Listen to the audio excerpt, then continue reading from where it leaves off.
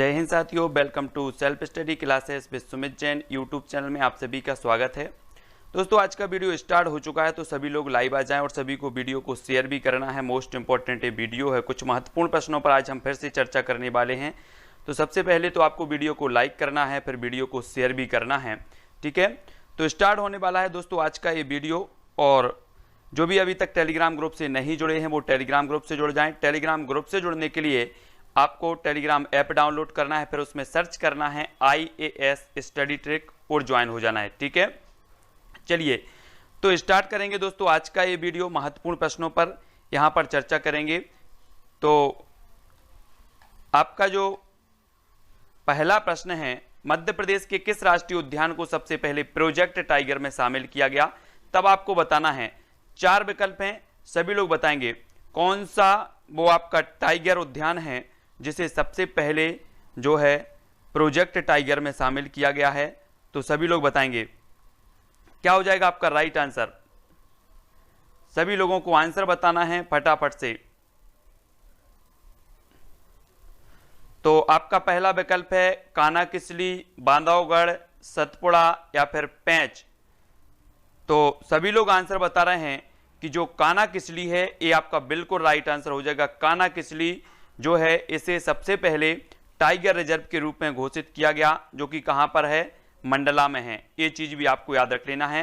और ये 12 सिंगा प्राणी के लिए संरक्षण के लिए इसके लिए जाना जाता है, ब्रेडरी प्रजाति का, ठीक है। अब आपका अगला क्वेश्चन, अगला जो उत्तर आपको हो जाएगा कि वो कानाकिसली सही हो जाएगा, ठीक है, बहुत बढ़िया। अगला क्वेश्चन देखो, मध्य प्रदेश के किस जिले में माधव राष्ट्रीय उद्यान है? तो आपका दूसरा क्वेश्चन है, आपको बताना है मध्य प्रदेश के किस जिले में माधव राष्ट्रीय उद्यान है। तब आपका राइट आंसर क्या हो जाएगा? 4 विकल्प हैं। पहला है आपका शिवपुरी, है ना, दूसरा है आपका मंडला, होशंगाबाद या फिर पन्ना। तो कौन से जिले में माधव राष्ट्रीय उद्यान है ये चीज हमें बतानी है। तो सभी लोग आंसर बताएंगे। पर्यटन शहर भी माना जाता है शिवपुरी, प्रथम पर्यटन शहर। और ये जो शिवपुरी है यहां पर तात्या टोपे को फांसी भी दी गई थी। ये क्वेश्चन भी कई बार पूछा गया है। और शिवपुरी जो है मध्य प्रदेश के माधव राष्ट्रीय उद्यान के लिए जाना जाता है, सभी को याद रखना है। अगला क्वेश्चन आपकी स्क्रीन पर है, खाद्य श्रृंखला का अभिप्राय है इनमें से किसके द्वारा ऊर्जा अंतरण होता है? हमें बताना है खाद्य श्रृंखला का क्या अभिप्राय है और इनमें से किसके द्वारा ऊर्जा अंतरण होता है, जल्दी से बताएंगे। नहीं, ये जो है आपको बताना है, जल्दी से बताना है। 4 विकल्प हैं, सभी लोग बताएंगे। भूगर्भ से धरातल की ओर ऊर्जा अंतरण होता है, निम्न अक्षांश से उच्च अक्षांश की ओर होता है, एक जीवों से दूसरे जीवों को, या इनमें से कोई नहीं। तब आपका प्रश्न 3 का जो उत्तर हो जाएगा वो क्या हो जाएगा? बिल्कुल सही बताया है कि एक जीवों से दूसरे जीवों को क्या होता है ना। उत्तर आपका हो जाएगा सा नंबर। सा नंबर आपका बिल्कुल सही है, ठीक है, सा। अगला क्वेश्चन देख लेंगे, पर्यावरण का अजैव अवयव है या फिर अजैव घटक है, तो वो कौन सा है? पर्यावरण का अजैव घटक बताना है, सभी लोग बताएंगे। पर्यावरण का अजैव घटक कौन सा होता है?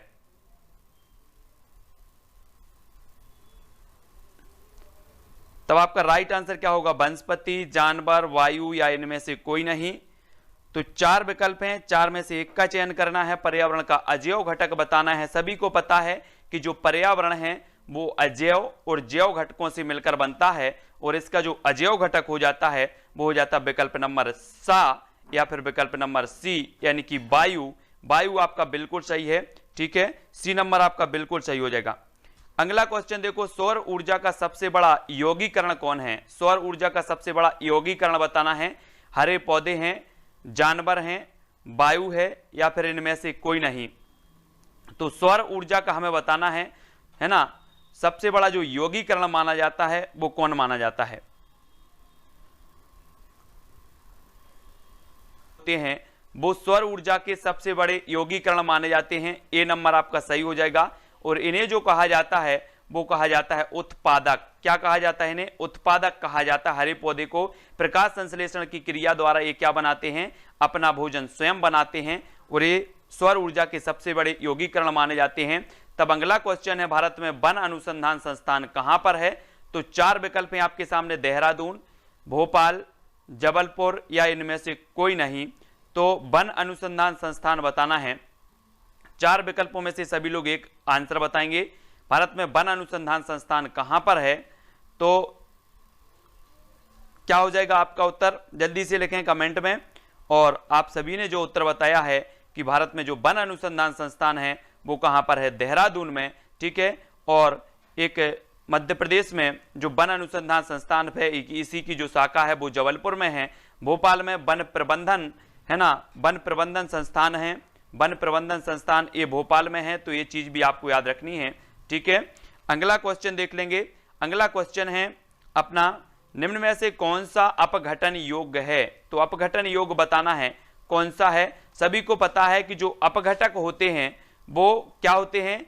पृथ्वी के मैतर। अगर आपसे पूछा जाए कि पृथ्वी के मैतर किसे कहा जाता है तो वो कहा जाता है, ऐसा विकल्प आपका सही होगा जो अपघटन योग्य है। तब आपका राइट जो आंसर हो जाएगा वो क्या हो जाएगा? सभी ने बताया है, क्या बताया है? विकल्प नंबर जो बी है आपका, चमड़े की बेल्ट। चमड़े की बेल्ट आपका बिल्कुल राइट आंसर होगा। चमड़े की बेल्ट अपघटन योग्य है, बी नंबर बिल्कुल सही होगा। लोहे की कील ये नहीं है, प्लास्टिक भी नहीं है, तो बी नंबर आपका बिल्कुल सही होगा। राष्ट्रीय वानस्पतिक उद्यान कहां पर स्थित है? राष्ट्रीय वानस्पतिक बताना है, कोलकाता में है, बेंगलुरु में है, लखनऊ में है या इनमें से कोई नहीं। तो 4 विकल्प और हमें चयन करना है ए बी सी डी। राष्ट्रीय वानस्पतिक उद्यान कहां पर स्थित है ये चीज बतानी है। सभी लोग आंसर बताएंगे। प्रश्न क्रमांक है अपना 8 और अपनी नेक्स्ट क्लास होगी बाल विकास का जो ओल्ड पेपर है 2011 का, उसको सॉल्व करवाएंगे आपको, ठीक है। तो बाल विकास का नेक्स्ट आपका पेपर होने वाला है 2011 का, उसको सॉल्व हम करवाएंगे। तब आपका जो राइट आंसर होगा वो कहां पर है? लखनऊ। लखनऊ यानी कि जो विकल्प नंबर बी है, राष्ट्रीय औषधि अनुसंधान संस्थान भी लखनऊ में है, उत्तर प्रदेश की राजधानी भी लखनऊ है, ठीक है। अब सभी को बताना है कि आलू अनुसंधान संस्थान कहां पर है। तो आपका यहां पर तो उत्तर वानस्पतिक जो उद्यान है वो लखनऊ में है, लेकिन आलू अनुसंधान संस्थान कहां है ये सभी लोग कमेंट में लिखेंगे फटाफट से। तब तक आपका नेक्स्ट क्वेश्चन है, मृदा अपरदन रोका जा सकता है वन रोपण द्वारा, अति चराई द्वारा, दोनों द्वारा या इनमें से कोई नहीं। तो आपका राइट आंसर क्या हो जाएगा आपको बताना है। प्रश्न क्रमांक आपका 8 है और 8 का जो आपका राइट आंसर हो जाएगा वो क्या हो जाएगा? मृदा अपरदन रोका जा सकता है तो किसके द्वारा रोका जा सकता है? सभी लोग आंसर बताएंगे प्रश्न क्रमांक 8 का। तो आपका जो राइट आंसर हो जाएगा, मृदा अपरदन रोका जा सकता है तो वन रोपण द्वारा रोका जा सकता है। आ नंबर इसका सही हो जाएगा, ठीक है। जिनका जो वो है क्या है, जिनकी धारणा बनी है कि उपर्युक्त जहां दोनों आता है वो सही होता है, तो ये बिल्कुल भी धारणा अपनी निकाल लें। इसलिए मैंने इस विकल्प को यहां पर दोनों दिया है और उत्तर वन रोपण 1 दिया है कि दोनों हमेशा नहीं होता। उपर्युक्त सभी जो घास रहती है या वृक्ष रहते हैं वो मृदा को जकड़े रहते हैं। तब अगला क्वेश्चन हमें बताना है, चिपको आंदोलन मूल रूप से किसके विरुद्ध था? तब सभी बताएंगे जल प्रदूषण या फिर ध्वनि प्रदूषण या दोनों या वन कटाई के। तो आपका प्रश्न क्रमांक 9 का आंसर सभी लोगों को बताना है। आपका नेट थोड़ा सा देख लें, मैं भी मोबाइल में आप चेक कर रहा हूं, किसी भी प्रकार की कोई बफरिंग नहीं हो रही है। तब हमें बताना है चिपको आंदोलन मूल रूप से किसके विरुद्ध था? जल प्रदूषण, ध्वनि प्रदूषण, दोनों या फिर वन कटाई। तो चिपको आंदोलन उत्तराखंड से संबंधित है, सुंदरलाल बहुगुणा इससे संबंधित है, लेकिन मूल रूप से किसके विरुद्ध था तब आपको पता होनी चाहिए। और आपका जो राइट आंसर हो जाएगा वो क्या हो जाएगा? वन कटाई। वन कटाई यानी कि जो विकल्प नंबर आपका डी है वो बिल्कुल सही हो जाएगा, ठीक है। वन कटाई आपका सही है। तब अगला क्वेश्चन आपके सामने है, पारिस्थितिक तंत्र में तत्वों के चक्रण को क्या कहते हैं? आपको पता है कि जो व्यवस्थित पारिस्थितिकी शब्द की जो व्यवस्थित परिभाषा दी है वो हैकेल महोदय ने दी है ना। तो आपको बताना है कि पारिस्थितिक तंत्र में तत्वों के चक्रण को क्या कहते हैं? रासायनिक चक्र, जैव भू रासायनिक चक्र, भूवैज्ञानिक चक्र या फिर भू रासायनिक चक्र। तो प्रश्न क्रमांक 10 है और 10 का उत्तर हमें ए बी सी डी के माध्यम से बताना है। तब आपका राइट आंसर क्या होगा? पारिस्थितिक तंत्र में तत्वों के चक्रण को क्या कहा जाता है? तब आपका जो राइट आंसर हो जाएगा वो हो जाएगा विकल्प नंबर बी, बी यानी कि जैव भू रासायनिक चक्र आपका सही होगा। बी नंबर जिन्होंने बताया है उनका आंसर बी नंबर बिल्कुल सही होगा, बी नंबर। ठीक है, जैव भू रासायनिक चक्र को कहा जाता है। तब अगला क्वेश्चन आपकी स्क्रीन पर है, दो भिन्न समुदायों के बीच का संक्रांति क्षेत्र क्या कहलाता है? दो भिन्न समुदायों के बीच का संक्रांति जो क्षेत्र है वो क्या कहलाता है? इकोटाइप, इकेड, इकोस्फीयर या फिर इकोटोन। तो प्रश्न क्रमांक हमारे सामने 11 है और 11 का उत्तर हमें बताना है कि दो भिन्न समुदायों के बीच का जो संक्रांति काल कहा जाता, संक्रांति क्षेत्र है, वो जल्दी से बताएंगे। दो भिन्न समुदायों के बीच संक्रांति क्षेत्र कहलाता है तो क्या कहलाता है? तब अधिकांश लोगों ने जो उत्तर बताया है वो बताया है इकोटोन। इकोटोन यानी कि जो विकल्प नंबर डी है आपका वो बिल्कुल सही हो जाएगा। डी नंबर 11 का आपका डी नंबर बिल्कुल सही होगा। ठीक है, बढ़ते हैं अगले क्वेश्चन की ओर। अगला जो क्वेश्चन है, स्वपोषी जीव के अंतर्गत आते हैं तो क्या आते हैं? स्वपोषी जीव के अंतर्गत हमें बतानी है। 4 विकल्प हमारे सामने मौजूद है, मानव, हरे पौधे, खरगोश या फिर शेर। तो आपका राइट आंसर बताना है स्वपोषी जीव के अंतर्गत आते हैं तो कौन आते हैं? प्रश्न क्रमांक 12 और 12 का आंसर सभी बताएंगे। तो आपका राइट आंसर क्या होगा? स्वपोषी जीव के अंतर्गत आते हैं, कौन आते हैं? तब अधिकांश लोगों ने बिल्कुल आंसर सही बताया है कि जो होते हैं हरे पौधे। हरे पौधे यानी कि जो विकल्प नंबर आपका बी है वो स्वपोषी जीव के अंतर्गत आते हैं और बी नंबर बिल्कुल करेक्ट आंसर हो जाए। फल को खाता है, फूल को खाता है, पत्ती को या फिर तना को खाता है। तब आंसर क्या होगा? प्रश्न क्रमांक 13 का, टिड्डा पौधे के किस भाग को खाता है? खाता है बता का आंसर हमें बताना है और 13 का जो राइट आंसर होगा वो हो जाएगा पत्ती। पत्ती यानी कि जो विकल्प नंबर आपका सा है वो बिल्कुल सही होगा। ठीक है, टिड्डा पौधे के किस भाग को खाता है? तो पत्ती को खाता है, पत्ती। अगला क्वेश्चन देख लो। अगला क्वेश्चन है, जलीय परितंत्र का अजैविक घटक कौन सा है? जलीय परितंत्र का हमें बताना है। प्रश्न क्रमांक 14 का अजैविक घटक कौन सा माना जाएगा? प्रश्न क्रमांक 14। मेरा भी मोबाइल चल रहा है, मैं भी मोबाइल में सभी के कमेंट देख रहा हूं, लेकिन ऐसा तो कहीं नहीं लग रहा कि कहीं बफरिंग हो रही है। तो जलीय परितंत्र का अजैविक घटक कौन सा? हाइड्रिया है, कमल है, पिस्टिया है या प्रकाश ऊर्जा है। तब आपका राइट आंसर क्या होगा? प्रश्न क्रमांक 14 का। तो जलीय परितंत्र का जो अजैविक घटक है वो कौन सा है? तब आपका प्रकाश ऊर्जा। प्रकाश ऊर्जा यानी कि जो विकल्प नंबर आपका बी है वो बिल्कुल सही हो जाएगा। ठीक है, प्रकाश ऊर्जा आपका सही होगा। ठीक है, डी नंबर आपका सही होगा। पता नहीं क्यों आप लोगों के मोबाइल में बफरिंग हो रही है। लेकिन अगला क्वेश्चन देखते हैं, यौगिक, लवण एवं अम्ल पारिस्थितिकी तंत्र के किस घटक से संबंधित हैं? उत्पादक से संबंधित हैं, जैविक से संबंधित हैं, निर्माणक से संबंधित हैं या फिर अजैविक से संबंधित हैं? यौगिक, लवण एवं अम्ल पारिस्थितिकी तंत्र के किस घटक से संबंधित हैं? 4 विकल्प हैं, 4 में से हमें बताना है। तब प्रश्न क्रमांक हमारा 15 है और 15 का आपका जो उत्तर होगा वो क्या होगा? तो राइट आंसर आपका क्या हो जाएगा? प्रश्न क्रमांक 15 का अधिकांश लोग डी बता रहे हैं, कुछ लोग ए बता रहे हैं, लेकिन आपका जो उत्तर होगा वो होगा डी यानी कि अजैविक घटक के अंतर्गत आएंगे। यौगिक, लवण एवं अम्ल पारिस्थितिक तंत्र के अजैविक घटक यानी कि डी नंबर आपका बिल्कुल यहां पर सही होगा। अगला क्वेश्चन देखो, ओजोन परत पाई जाती है समताप मंडल में, क्षोभ मंडल में, मध्य मंडल में या इनमें से कोई नहीं? तो प्रश्न क्रमांक 16 और 16 का राइट आंसर क्या होगा हमें बतानी है कि जो ओजोन परत है वो पाई जाती है तो कहां पाई जाती है? सभी लोग बिल्कुल आंसर बताएंगे। सही आंसर बताना है, सभी को पता भी होने चाहिए। क्वेश्चन बिल्कुल आसान है, सरल है। तब आपका राइट जो आंसर होगा कि जो ओजोन परत है वो पाई जाती है समताप मंडल यानी कि ए नंबर आपका सही होगा। ओजोन परत कहां पाई जाती है? समताप मंडल में पाई जाती है। बिल्कुल राइट आंसर ए नंबर आपका बिल्कुल सही है। तब अगला क्वेश्चन देखते हैं, गंगा यमुना का संगम होता है तो कहां होता है? सभी लोग बताएंगे और इसे क्या कहा जाता है? एक क्वेश्चन भी आपको बताना है। गंगा यमुना का संगम कहां होता है और इसे कहा क्या जाता है? इलाहाबाद, कोलकाता, रामेश्वरम या इनमें से कोई नहीं? तो गंगा यमुना का संगम सभी लोग बताएंगे ये कहां पर होता है और इसे क्या कहा जाता है? तब आपका राइट आंसर जो हो जाएगा वो क्या हो जाएगा? तो आपका बिल्कुल सही आंसर है, क्या है, विकल्प नंबर 1 इलाहाबाद। और इलाहाबाद यानी कि प्रयाग, है ना, प्रयागराज इसे कहा जाता है। तब अगला क्वेश्चन है, यह मत किसने प्रस्तुत किया है कि सारे असंतोष का स्रोत परिवार है? मार्क्स ने, मर्टन ने, कूले ने, या इनमें से कोई नहीं? तो यह मत किसने प्रस्तुत किया कि सारे असंतोष का जो स्रोत माना जाता है वो परिवार माना जाता है? तो आप उत्तर क्या बताएंगे 4 विकल्पों में से?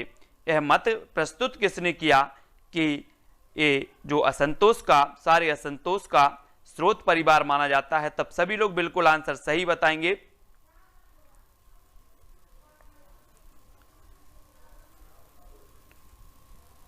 तब आपका जो राइट आंसर हो जाएगा साथियों वो होगा मार्क्स। मार्क्स यानी कि जो विकल्प नंबर आपका ए है, यानी कि आ है, वो आपका सही होगा। मार्क्स ने यह मत प्रस्तुत किया कि सारे असंतोष का जो स्रोत है वो परिवार है, यानी कि ए नंबर आपका बिल्कुल सही होगा। अगले क्वेश्चन आपकी स्क्रीन पर है, केरल में नायरों के संयुक्त परिवार को क्या कहते हैं? तारवाड़, गोतुल, इलाम, या फिर इनमें से कोई नहीं? तो आपका राइट आंसर बताना है प्रश्न क्रमांक 18 का। केरल आपको पता होगा, है ना, केरल में हमेशा मैं बताता हूं कि यहां पर पेरियार अभ्यारण्य है ना, जो सबरीमला मंदिर के लिए जाना जाता है। और केरल में नायरों के संयुक्त परिवार को क्या कहा जाता है? तब प्रश्न क्रमांक 18 का आपका उत्तर हो जाएगा तारवाड़, यानी कि जो विकल्प नंबर आपका ए है वो बिल्कुल सही हो जाएगा, ए नंबर। ठीक है, बढ़ते हैं अगले क्वेश्चन की ओर। एकांतिक नाभिकीय परिवार की अवधारणा किसकी है? एकांतिक नाभिकीय परिवार की अवधारणा बताना है T Parsons, Colin Bell, IP Desai, या इनमें से कोई नहीं? एकांतिक नाभिकीय परिवार की जो अवधारणा है वो किसकी है? तब सभी लोग आंसर बताएंगे प्रश्न क्रमांक 19 का। इसमें कुछ सरल प्रश्न हैं तो कुछ कठिन प्रश्न भी हैं, पूरे के पूरे आंसर आपके सरल नहीं है पूरे प्रश्न। तो आपका उत्तर हो जाएगा टी पार्सन्स, यानी कि जो विकल्प नंबर आ है वो बिल्कुल आपका सही हो जाएगा, आ नंबर। ठीक है, एकांतिक नाभिकीय परिवार की अवधारणा जो है टी पार्सन साहब ने दी है, और ये जिन्होंने बताया है उनका आंसर बिल्कुल सही हो जाएगा। खेल में सामाजिक आदान प्रदान के एक रूप की तरह किसने देखा? मतलब सामाजिक आदान प्रदान के रूप में खेल को बताना है। खेल को सामाजिक आदान प्रदान के रूप में किसने देखा है? पार्सन्स ने, पार्टेल ने, देसाई ने, या इनमें से कोई नहीं? तो प्रश्न क्रमांक 20 है और 20 का आंसर हमें बताना है। खेल को सामाजिक आदान प्रदान के रूप में की तरह किसने देखा है? तो सभी लोग उत्तर बताएंगे। आपका आंसर क्या हो जाएगा? खेल को सामाजिक आदान प्रदान के रूप में देखा है तो वो पार्टेल, पार्टेल यानी कि जो आपका बी नंबर आपका बिल्कुल सही होगा, पार्टेल, पार्टेल सही होगा। और आपने देखा होगा ना, खेल की बात आई तो क्रिकेट में एक पटेल थे, पार्थिव पटेल, पार्थिव पटेल थे, तो पटेल से हम पार्टेल याद रख लेंगे, पार्टेल, है ना। पार्टेल ने आदान, सामाजिक आदान प्रदान के रूप में देखा है। अगला क्वेश्चन है, पालतू पशु नहीं है तो कौन सा नहीं है? बिल्कुल सरल क्वेश्चन है, सभी लोग आंसर बताएंगे 21 का। रोज आपकी 6:30 बजे कक्षा इसी प्रकार से होगी, है ना। तो पालतू पशु नहीं है तो कौन सा नहीं है? बकरी, गाय, भैंस, या इनमें से कोई नहीं? तब आपका आंसर क्या हो जाएगा? पालतू पशु कौन सा नहीं है? सभी का आंसर बिल्कुल सही आएगा क्योंकि प्रश्न भी बिल्कुल सरल है। पालतू पशु बताना है, सभी लोग देखते हैं रोज, और आपका आंसर हो जाएगा कि इनमें से कोई नहीं, यानी कि जो विकल्प नंबर डी, बकरी भी पालतू है, भैंस भी पालतू है और गाय भी पालतू है, तो डी नंबर आपका बिल्कुल राइट आंसर होगा, है ना। अगला क्वेश्चन आपकी स्क्रीन पर है, रेगिस्तान का जहाज किसे कहा जाता है? घोड़ा को, ऊंट को, गधा को, या इनमें से कोई नहीं? तो रेगिस्तान का जहाज बताना है हमें किसे कहा जाता है, प्रश्न क्रमांक 22। और 22 का बिल्कुल सरल सा प्रश्न है, और सरल सा प्रश्न जब आ जाता है तो बिल्कुल राइट आंसर सभी लोग बताते हैं, और बिल्कुल आपका सही है कि ऊंट, यानी कि जो विकल्प नंबर आपका बी है वो सही होगा। ऊंट को रेगिस्तान का जहाज कहा जाता है,